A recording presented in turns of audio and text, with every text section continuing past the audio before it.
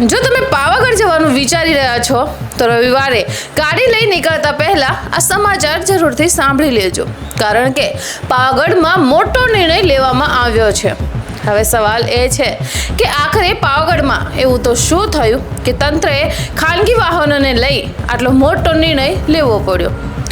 પાવાગઢમાં રવિવારના દિવસે દર્શન માટે મોટી સંખ્યામાં શ્રદ્ધાળુઓ ઉમટી પડે છે, જેના કારણે રસ્તા પર ભારે ટ્રાફિક અને પાર્કિંગની સમસ્યા સર્જાય છે.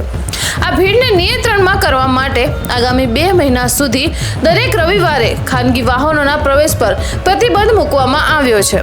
આ નિર્ણય 19 ઓક્ટોબર 2026 સુધી અમલમાં રહેશે. એટલે જો તમે રવિવારે પાવાગઢ દર્શન માટે તમારી કાર કે અન્ય ખાનગી વાહન લઈને જવાનું વિચારી રહ્યા છો તો આ નિયમ તમારા માટે ખૂબ જ મહત્વનો છે. પરંતુ અહીં એક વાત ખૂબ જ મહત્વની છે, કારણ કે બધા જ વાહનો પર પ્રતિબંધ નથી.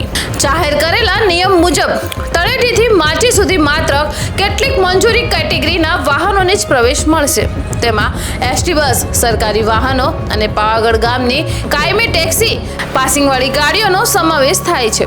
હવે સૌથી મોટો સવાલ, જો તમે ખાનગી ગાડી લઈને પહોંચ્યા તો શું થશે?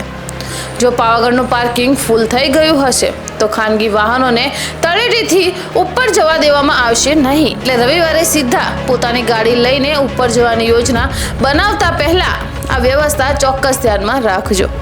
આ સિવાય તંત્રએ કેટલાક રસ્તાઓ પરથી પણ ખાનગી વાહનોના પ્રવેશને નિયંત્રણ કરવાની વ્યવસ્થા કરી છે, જેથી પાવાગઢ તરફ જતા રસ્તાઓ પર ટ્રાફિકનો ભાર ઓછો કરી શકાય. આ નિર્ણયનો મુખ્ય હેતુ શ્રદ્ધાળુઓને મુશ્કેલીઓમાંથી બચાવવાનો અને રવિવારની ભીડ તથા ટ્રાફિકને વ્યવસ્થિત કરવાનો છે.